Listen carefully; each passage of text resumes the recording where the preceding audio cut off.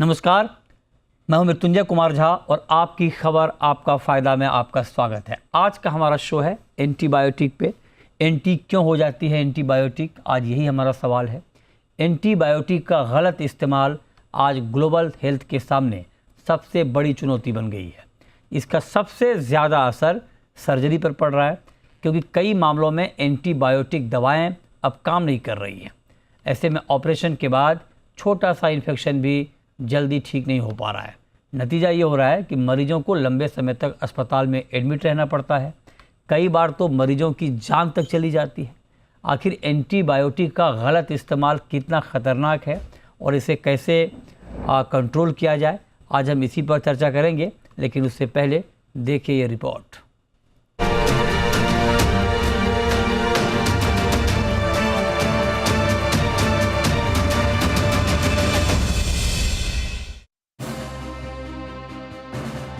सर्दी हो, बुखार हो या हल्का इन्फेक्शन, डॉक्टर की सलाह के बिना दवा दुकान से खुद एंटीबायोटिक खरीद लेना अब आम बात हो गई है। कोर्स पूरा होने से पहले ही दवा बंद कर देना हमें लगता है फायदे का सौदा है, लेकिन असल में यही आदत अब हमारी सेहत के लिए सबसे बड़ा खतरा बनती जा रही है। इसका नाम है एंटीमाइक्रोबियल रेजिस्टेंस, यानी शरीर पर बेअसर होती दवाएं। मेडिकल जर्नल द लैंसेट में छपी ताजा स्टडी के मुताबिक साल 2025 से 2050 के बीच एंटीमाइक्रोबियल रेजिस्टेंस की वजह से दुनिया भर में करीब 3 करोड़ 90 लाख लोगों की जान जा सकती है। एक्सपर्ट्स की माने तो इसका सबसे ज्यादा असर सर्जरी की दुनिया पर पड़ रहा है।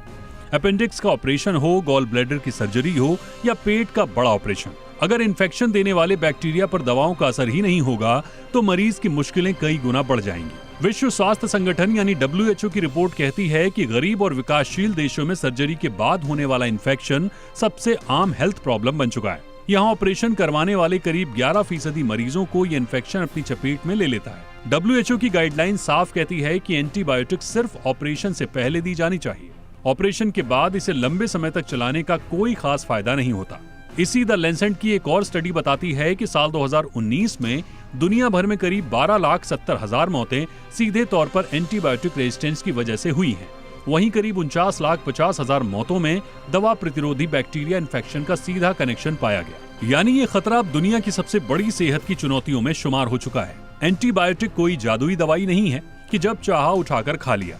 ये दवा है, हथियार है इन्फेक्शन से लड़ने का। लेकिन अगर इसी हथियार का गलत इस्तेमाल होता रहा तो कल ये हथियार ही बेकार हो जाएगा। इसलिए अगली बार दवा की दुकान की तरफ भागने से पहले एक बार डॉक्टर की सलाह जरूर लें, क्योंकि ये सवाल आने वाली पीढ़ियों की जिंदगी बचाने का भी है। ब्यूरो रिपोर्ट, जी मीडिया।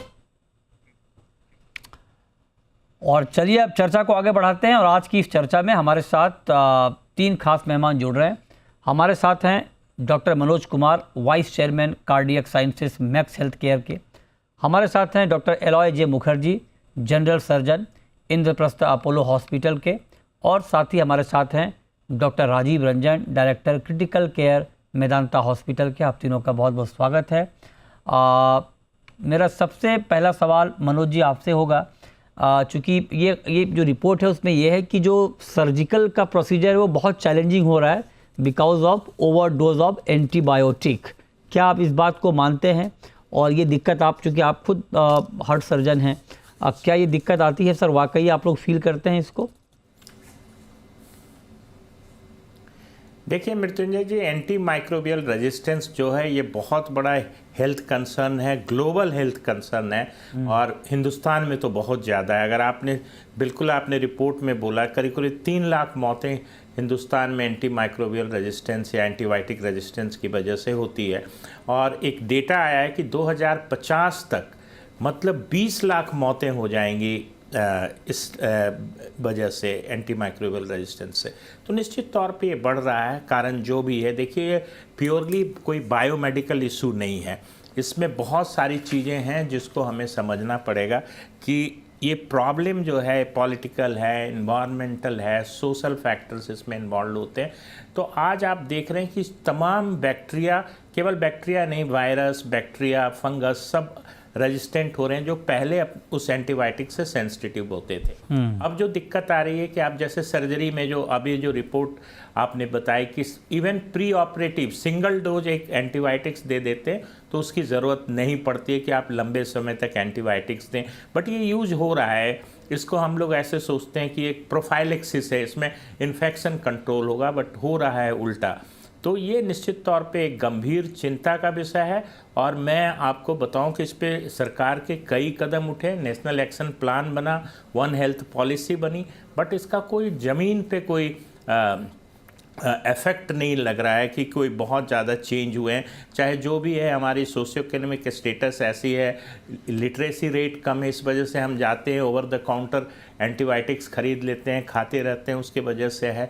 कई जगह है कि जो फार्मा इंडस्ट्रीज़ के जो बेस्ड होते हैं उसमें भी काफ़ी एंटीबायोटिक रेजिस्टेंस बढ़ाने में काम किया है। अभी आपने एक रिपोर्ट पढ़ी होगी कि नेफिथ्रोमाइसिन एक ड्रग निकालनी पड़ी इस तरह से रेजिस्टेंट बैक्टीरिया को ट्रीट करने के लिए, हिंदुस्तान में बनी।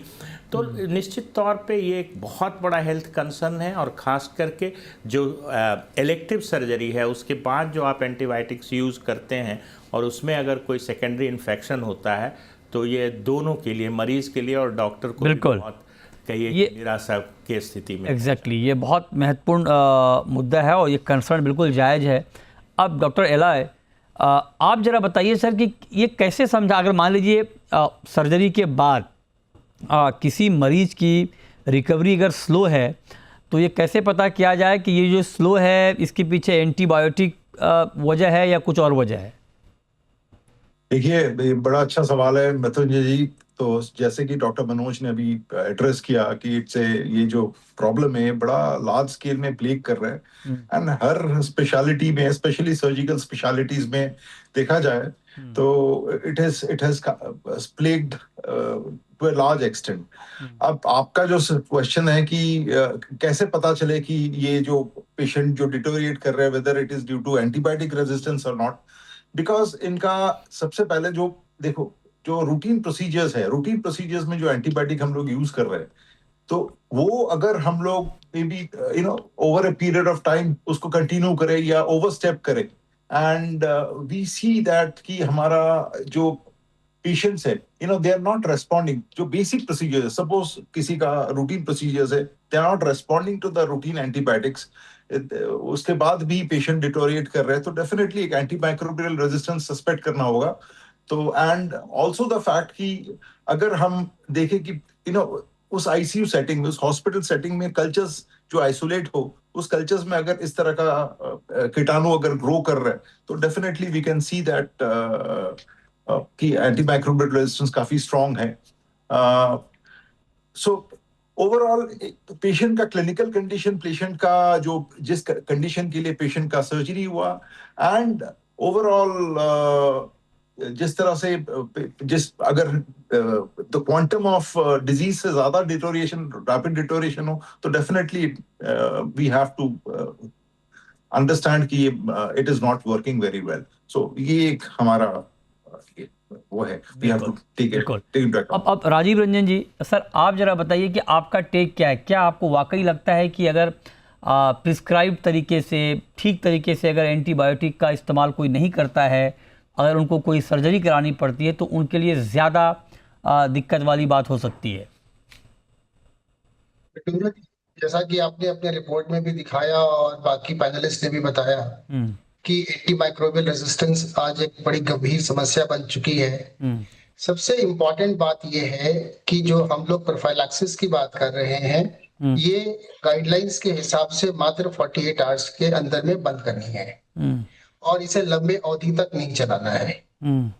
अगर पेशेंट, बहुत सारे पैरामीटर्स हैं हमारे क्रिटिकल केयर सेटिंग में जिससे कि हम देख सकते हैं कि पेशेंट हमें रिस्पॉन्ड कर रहा है कि नहीं, पेशेंट में कोई इन्फेक्शंस तो डेवलप नहीं कर रहे। हम जितने भी पेशेंट्स हमारे ऑपरेशन के बाद के पेशेंट्स होते हैं उस पे हम ये देखा करते हैं कि उनका प्रोकैल्सिटोनिन कैसा है, उनकी सीआरपी कैसी है, व्हाइट ब्लड काउंट्स कितने बढ़ रहे हैं। तो बहुत सारे मार्कर्स हैं जो हमें बता देते हैं कि this patient does not require antibiotic any more और हमें इसे बंद करना चाहिए। अच्छा, लेकिन कितनी बार क्या होता है कि लोग लंबे अवधि तक चलाते रहते हैं। और जहां तक एंटीमाइक्रोबियल रेजिस्टेंस का सवाल है, इसमें सबसे बड़ी जो चीज जो सोसाइटी में है, over the counter availability of the antibiotics. Number 2, इससे भी और बड़ी चीज है, जब भी किसी डॉक्टर ने किसी को कोई एंटीबायोटिक प्रिस्क्राइब की होती है, जैसे 2 दिनों में किसी को कुछ राहत मिलनी शुरू हो गई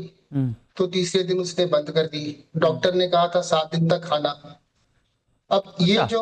जो छोटे अवधि तक हाँ लेकर छोड़ देना, हाँ, ये अपने आप में एंटीमाइक्रोबियल रेजिस्टेंस को बहुत ज्यादा बढ़ाता है। ये बड़ा बड़ा इंपॉर्टेंट बात आपने कही। मैं इस पर एक सवाल आपसे और पूछना चाह रहा हूँ कि ये बात आपने बिल्कुल ठीक कही कि मान लीजिए मैं अगर डॉक्टर के पास गया और मुझे डॉक्टर ने 5 दिन की दवाई दी, एंटीबायोटिक दी, और अगर मैं 2 दिन में ठीक हो गया तो बहुत सारे लोग वो फिर बाकी 3 दिन का डोज छोड़ देते हैं। उनको ये लगता है कि भाई एंटीबायोटिक कितना खाया जाए, अगर 2 दिन में मैं ठीक हो गया हूँ तो 3 दिन का डोज छोड़ देने से ये माना जाएगा कि मैंने कम एंटीबायोटिक लिया।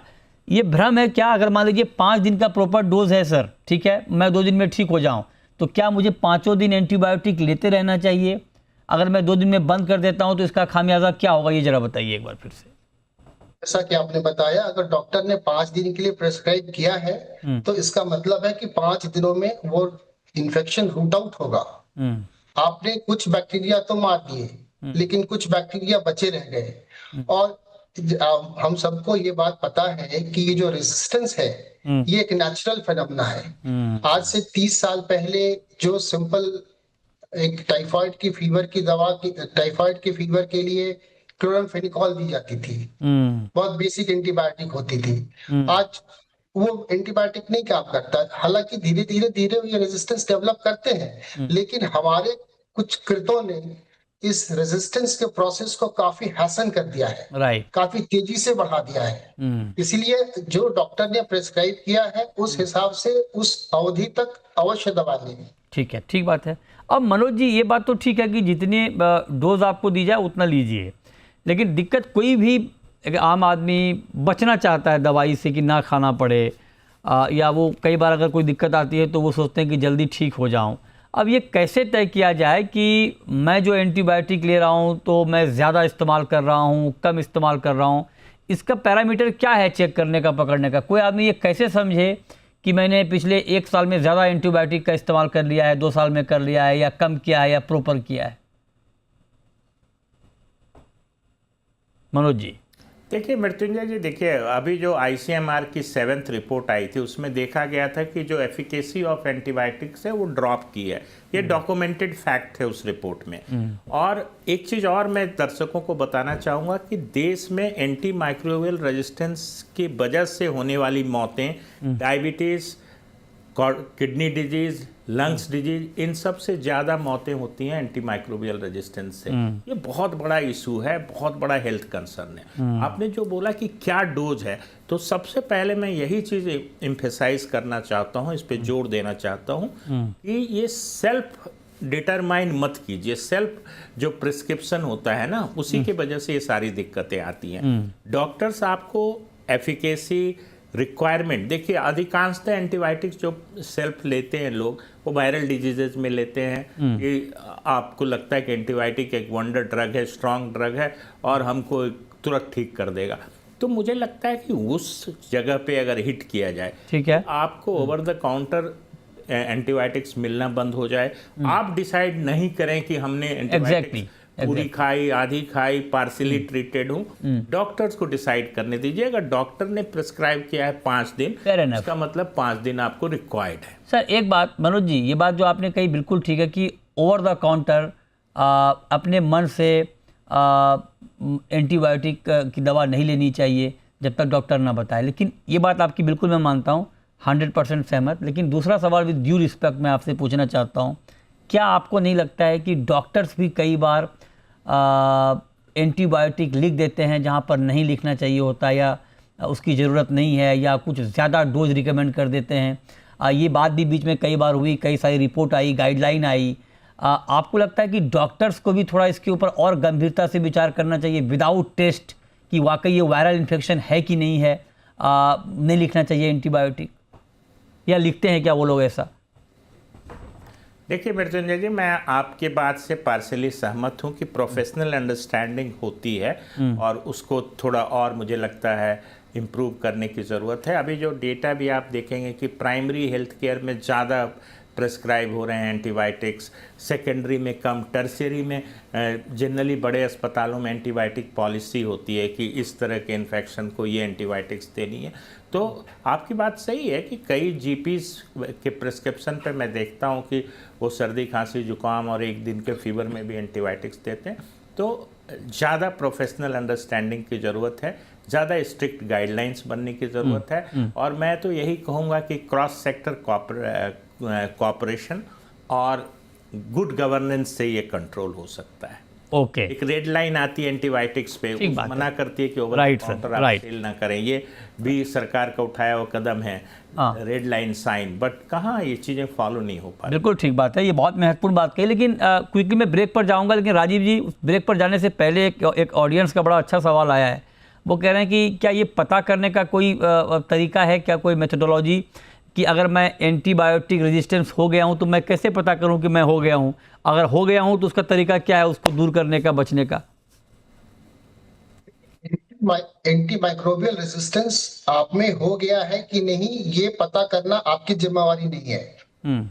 ये आपका उद्देश्य नहीं है कि जब ऐसे सिचुएशंस में डॉक्टर का ही रोल है। और ये यूजुअली कम्युनिटी में जितने भी इन्फेक्शंस होते हैं उससे ज्यादा खतरनाक रेजिस्टेंट इन्फेक्शंस हॉस्पिटल सेटिंग में होते हैं, आईसीयू सेटिंग में होते हैं। तो कोई व्यक्ति ये ना सोचे कि हमें एंटी माइक्रोबियल रेजिस्टेंस हो गया है क्या, ये ऐसे सोचने की जरूरत नहीं है। ऐसा विचार मन में लाने की जरूरत नहीं है। विचार नहीं, इसका कोई टेस्ट है क्या सर? टेस्ट जानने नहीं, इसका कोई सेंस नहीं बनता कि कोई व्यक्ति ये माने कि मुझे एंटी माइक्रोबियल रेजिस्टेंस हो गया है।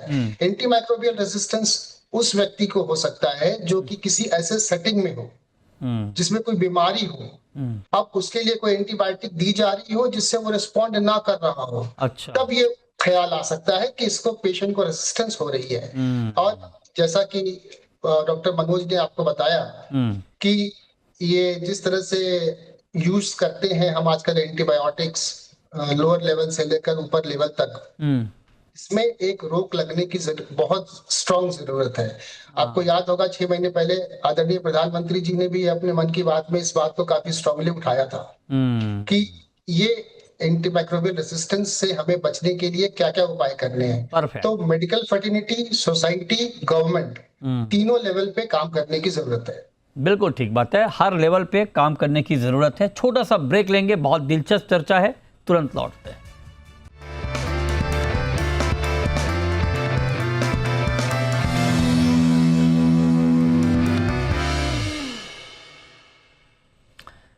ब्रेक के बाद भी आपका स्वागत है। हम बात कर रहे हैं कि क्या एंटी हो जाती है बार बार एंटीबायोटिक, इसी के ऊपर हम बात कर रहे हैं। तो अब मेरा सवाल डॉक्टर एलॉय आपसे ये है सर कि किस केस में, मतलब ये बहुत सारे डॉक्टर्स के लिए भी एडवाइस हो सकती है और पेशेंट के लिए भी, जो कि इंसिस्ट करते हैं कई बार डॉक्टर्स को कि आप हमें एंटीबायोटिक दे दीजिए, हमें जल्दी ठीक होना है।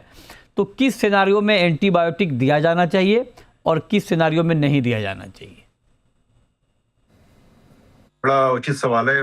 मैं तो ओवरऑल सेटिंग्स में यही बताऊंगा कि अगर एस्टैब्लिश्ड इन्फेक्शन है, अगर आपको दिख रहा है कि there is an active infection है आपको, तभी एंटीबायोटिक का यूज है। उसके अलावा सर्जरी में अगर यूज कर रहे हैं तो प्रोफिलैक्सिस, अगर जैसे कोई इलेक्टिव सर्जरी कर रहे हैं उससे पहले ताकि इन्फेक्शन ना हो, उसका भी एक प्रोटोकॉल है कि usually at the induction of anaesthesia देके एक dose to be repeated thereafter in clean surgery. Contaminated में उसका अलग प्रोटोकॉल है, एंड अगर आईसीयू सेटिंग्स है तो उसका अलग प्रोटोकॉल है। बट ओवरऑल अगर पेशेंट को इन्फेक्शन है, अगर एस्टैब्लिश्ड इन्फेक्शन है, ओनली देन ब्रॉडली अगर बात करें तो उस सेटिंग में पेशेंट को एंटीबायोटिक देना चाहिए। Other than infection, established infection जहां पे आपको दिख नहीं रहा है या कोई असर नहीं है या कोई इन्फेक्शन होने के चांसेस नहीं है, जैसे कोई अगर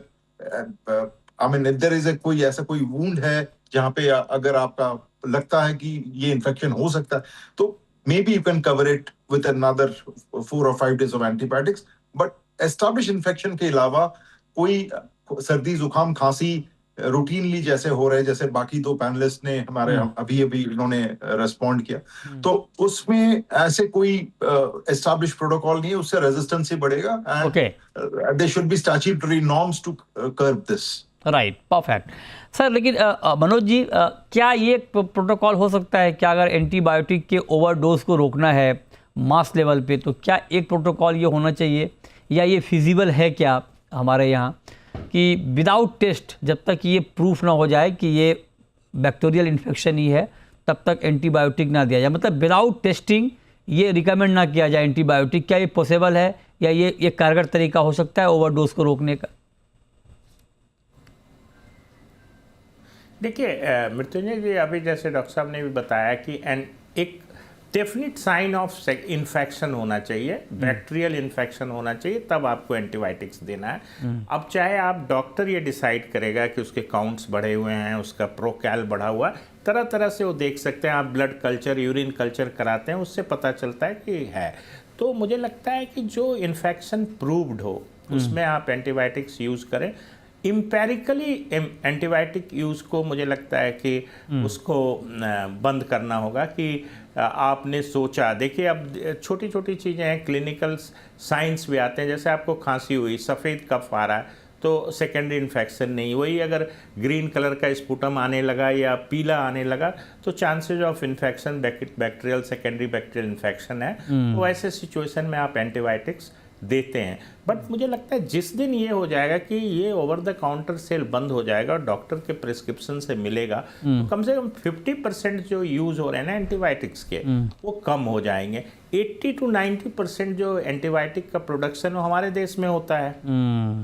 अब हम ही लोग इतना खाएंगे और इनडिस्क्रिमिनेटली खाएंगे। हम लोग वर्ल्ड के फार्मेसी हैं और सबसे ज़्यादा एंटीबायोटिक प्रोड्यूस करने वाला कंट्री हमारा देश भारत है। तो आप देखिए कि किस तरीके से इसको देखिए, इसके लिए स्ट्रॉन्ग गवर्नमेंट की पॉलिसी इम्प्लीमेंटेशन, और एक चीज़ और इम्पॉर्टेंट है क्रॉस सेक्टर। केवल ये नहीं कि हेल्थ का ये इशू है, it is not a biomedical issue, इसमें इकोनॉमिक का इशू है, सोशल इशूज़ हैं, इम्प्लीमेंटेशन के इशू हैं, मतलब एडमिनिस्ट्रेटिव इशूज़ हैं। तो मुझे लगता है इन सब चीज़ों को मिला के, और सबसे इम्पॉर्टेंट फर्स्ट थिंग बोलूँगा कि सेल्फ प्रिस्क्रिप्शन और over the counter sale of antibiotics पे रोक लगे, वो रुकना बहुत ज़रूरी है, ये बहुत महत्वपूर्ण है। लेकिन राजीव सर, आप ज़रा बताइए कि बच्चों में और बड़ों में क्या एंटीबायोटिक के डोज का कोई फ़र्क होना चाहिए, उसके कंजम्पशन का कोई अलग पैटर्न होना चाहिए? इस पर ज़रा मैं आपका व्यू जानना चाह रहा हूँ। देखिए, जो भी एंटीबायोटिक्स होते हैं बेसिकली उनको उनकी डोजेस पर केजी पे ही हम लोग तय करते हैं of the ideal body weight of the patient. तो इसमें बहुत इंपॉर्टेंट है कि एक्चुअल जो डोज प्रेस्क्राइब होनी चाहिए वो पेशेंट को मिले। और आप जैसे मेरे से सवाल कर रहे हैं इस मामले में, तो मैं पब्लिक को ये बताना चाहता हूं कि वो ऐसा ना सोचे कि इस सवाल का उत्तर पाके वो काउंटर पे जाके उस हिसाब से दवाइयां मांगे, क्योंकि antibiotics should only be prescribe from a doctor. Over the counter बंद होना चाहिए। और जहां तक पर केजी के हिसाब से जो भी डोज बनता है किसी भी पेशेंट का, उसके हिसाब से हम लोग प्रेस्क्राइब करते हैं, स्पेशली इन चिल्ड्रन। क्योंकि अगर ज्यादा मात्रा में एंटीबायोटिक्स जाएगी तो उसका नुकसान भी है, कम मात्रा में जाएगी तो जिस पर्पस के लिए दे रहे हैं वो भी सॉल्व नहीं होगा। बहुत सारे कंडीशंस हैं, जैसे बच्चा हो या बड़ा हो, जो किडनी डिजीज का पेशेंट हो, जिसके यूरिया क्रिएटिनिन बढ़े हुए हो, उसको एक अलग हिसाब से एंटीबायोटिक की डोज तय करनी पड़ती है। किसी को बहुत ज्यादा ओवर्ट इन्फेक्शन हो तो उस समय एंटीबायोटिक डोज मैक्सिमम करनी पड़ती है। तो जहां तक एंटीबायोटिक के डोज और किस तरह की एंटीबायोटिक देनी चाहिए, इसके लिए यूजुअली हॉस्पिटल्स में एक स्टूवर्डशिप होती है, एंटीबायोटिक स्टूवर्डशिप प्रोग्राम चलता है, जिसके चलते हम लोग अस्पतालों में एंटीबायोटिक्स के प्रिस्क्रिप्शन को कंट्रोल करते हैं। और एक बायोग्राम होता है उस सोसाइटी का, उस हॉस्पिटल का, उस एनवायरनमेंट का, कि कौन से इन्फेक्शंस ज्यादा हो रहे हैं, उस तरह के एंटीबायोटिक्स को चलाया जाए। Right sir, right. अच्छा, एक सवाल बहुत महत्वपूर्ण है एलॉय मुखर्जी जी, कि जैसे भी हम बात इसी मुद्दे पे कर रहे हैं कि सर्जरी बहुत चैलेंजिंग हो रही है because of overdose of antibiotic. तो जब आप लोग सर्जरी करने जाते हैं तो क्या आप लोग कहीं से ये जान पाते हैं कि जिस पेशेंट की सर्जरी करने जा रहे हैं उस पर एंटीबायोटिक पोस्ट सर्जरी कितना इफेक्टिव होगा, कम होगा, ज़्यादा होगा, उसके हिसाब से आप सर्जरी की प्लानिंग करें या करते हैं, ऐसा कुछ होता है क्या सर, या आप लोगों को कुछ इसका अंदाजा होता है क्या? बेसिकली इसमें ना लेड डाउन प्रोटोकॉल्स है मृत्युंजय जी, इसमें ओवरली बड़ा क्लीन प्रोटोकॉल्स है कि जैसे क्लीन सर्जरी कॉन्टामिनेटेड सर्जरीज में यूजुअली डिवाइड हो जाता है। तो क्लीन सर्जरी जैसे रूटीन आपका मोस्टली जैसे गॉल ब्लैडर्स, हर्नियास, अपेंडिक्स, ये जो रूटीन कॉमन सर्जरीज होते हैं, इसमें एक dose of antibiotic at induction of anaesthesia देते हैं एंड एक dose of antibiotic post op देते हैं, and I think 2 doses are sufficient. You might repeat in the next morning एक। डिस्चार्ज में क्लीन सर्जरीज में यूजुअली एंटीबायोटिक का कोई जरूरत नहीं होता है ना। तो अगर कॉन्टामिनेटेड सर्जरी, कोई पेशेंट आए आपके पास परफोरेशन पेरिटोनाइटिस लेके, या अंदर कोई पस पड़ा हुआ है, या पेरिनियल सर्जरी है, इस तरह का अगर कोई इन्फेक्टेड सर्जरी है, तो उसमें the protocol is slightly different, and इस तरह का लेड डाउन प्रोटोकॉल्स है हर सर्जरी के। तो अगर वो प्रोटोकॉल्स को हम लोग एडहेयर करें तो डेफिनेटली इसमें हम लोग, I mean this is the way to prevent, go ahead. But क्या होता है इसमें, हम लोग एक तरह टर्शियरी केयर हॉस्पिटल्स में, जैसे डॉक्टर साहब, बाकी डॉक्टर मनोज भी बोल रहे थे कि एक तरफ टर्शियरी केयर में हम लोग कर रहे हैं, एक तरफ से we are following the protocols, antimicrobial policies है, स्टीवर्डशिप है, एंड सेकेंडरी केयर या प्राइमरी हेल्थ केयर में उन लोग पहले ही शुरू कर देते 3rd जनरेशन या 4th जनरेशन एंटीबायोटिक से, तो बड़ा दिक्कत हो जाता है। बिकॉज पॉपुलेस में जब क्रॉस सेक्शनल में ना, अगर वो रेजिस्टेंस एक बार बिल्ट हो जाए, तो even if you follow this, कई बार it is very difficult. Right sir, right, becomes very difficult. So एक statutory guideline होना चाहिए, government should come with a very strong statutory guideline. सबसे पहले OTC को बंद कर दो। Exactly. दूसरा, जो antimicrobial policies जब हॉस्पिटल में implement करो under strict stewardship, सारा माइक्रोबायोडाटा देके, that has to be strictly implemented. That is the way forward. Right, बहुत शुक्रिया डॉक्टर मुखर्जी आपका, डॉक्टर मनोज कुमार जी आपका, और डॉक्टर राजीव रंजन जी आपका, आज की इस खास चर्चा में जुड़ने के लिए और बताने के लिए कि ओवरडोज ऑफ एंटीबायोटिक को कैसे रोका जाए। तो फिलहाल इस शो में इतना ही, छोटा सा ब्रेक के बाद भी खबरें जारी हैं। नमस्कार।